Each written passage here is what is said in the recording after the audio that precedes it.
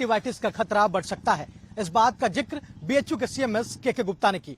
उन्होंने भारत एक्सप्रेस से बातचीत में बताया कि अब स्विमिंग पूल में नहाना भी खतरे से खाली नहीं है, क्योंकि स्विमिंग पूल में कई सारे कंजक्टिवाइटिस के ग्रसित मरीज स्नान करते हैं और फिर वही वायरस किसी अन्य स्वस्थ मरीज में भी प्रवेश करता है, जिससे कंजक्टिवाइटिस फैलता है और इसका खतरा तेजी से बढ़ रहा है। ऐसे में स्विमिंग पूल में नहाना अवॉइड करना होगा।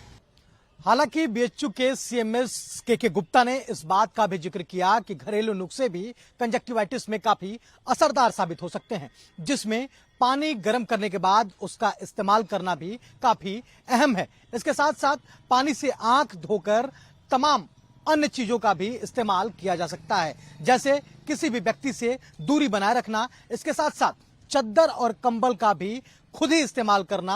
अगर आप संक्रमित हैं तो अपने चद्दर और कंबल का इस्तेमाल किसी और को न करने दें। अगर कोई और इस्तेमाल करता है तो इससे भी कंजक्टिवाइटिस फैल सकता है। इसके साथ साथ उन्होंने इस बात का भी जिक्र किया कि अगर कंजक्टिवाइटिस का असर कुछ ज्यादा होता है, आंखों में ज्यादा समस्याएं होती हैं, तो सीधा किसी चिकित्सक से परामर्श लेने के बाद ही किसी भी दवा का इस्तेमाल करें, क्योंकि अमूमन ऐसा देखा जा रहा है कि लोग खुद से ही तमाम दवाओं का इस्तेमाल करने लग रहे हैं, जिससे कई सारी समस्याएं सामने आ रही हैं।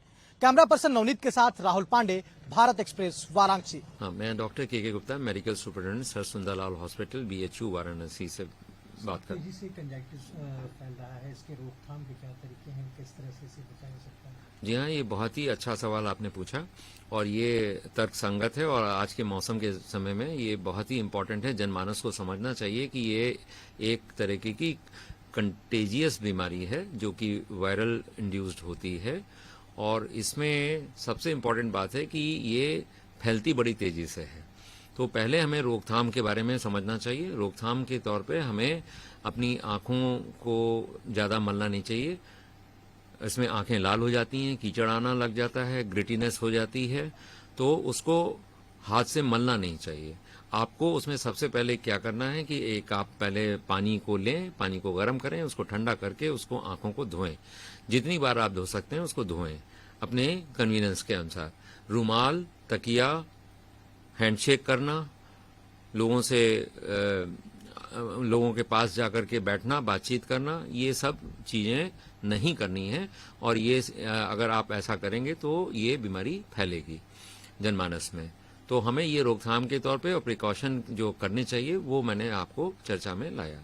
अब हमें करना क्या है, जो हमारे यहाँ कुछ ऐसी पद्धतियां हैं और लोगों की सोच हो जाती है कि हम स्टीरॉयड की दवाएं ओवर द काउंटर जाकर के ले लेते हैं या कोई एंटीबायोटिक डालने लग जाते हैं। तो मैं यहाँ जनमानस को ये कहना चाहूंगा कि आप इस तरह की कोई भी एंटीबायोटिक और स्टेरॉयड की दवाएं प्रयोग ना करें और इसमें आपको अगर विशेष परेशानी है तो अपने चिकित्सक जो ऑप्थेल्मोलॉजिस्ट हैं, आंख के डॉक्टर हैं, उनसे मिलकर के अपनी चिकित्सा को सुचारू रूप से करें। मुख्यतः ये बात है कि जैसे कि कुछ लोग स्विमिंग पूल जाना चाहते हैं, मैं फिर यहाँ पर कॉशन देना चाहूंगा कि आपको स्विमिंग पूल इस मौसम में नहीं जाना चाहिए, क्योंकि आपको पता नहीं है कि किस व्यक्ति को कौन सा मरीज जो है इंक्यूबेशन पीरियड में है और आपके आसपास वो तैर रहा है, उसकी आंखों से वो वायरस निकल करके आपकी आंख में चला जाए। तो ये एक प्रिकॉशन की बात है जिसको कि हर व्यक्ति को करना चाहिए। मेरे बच्चे को अगर आंख में लालामी आ गई है तो मुझे उसको स्कूल नहीं भेजना चाहिए। अगर मैं किसी ऑफिस में काम करता हूं तो मेरे आंख लाल हो रही है तो मुझे ऑफिस में अपने अधिकारी को बता करके वहां से छुट्टी ले लेनी चाहिए। ये जनमानस में इस बीमारी को फैलने से रोकने की विधि है। सर, अगर घरेलू उपाय करना है तो किस तरह से घरेलू उपाय? मुख्य तरह से बस मैंने आपसे जैसे बताया कि पानी से धोना है। स्वच्छ पानी करने का तरीका सिंपल है कि आप पानी को गर्म करें, उसको ठंडा कर लें और ठंडा करके फिर अपनी आंखों को बारंबार धोएं।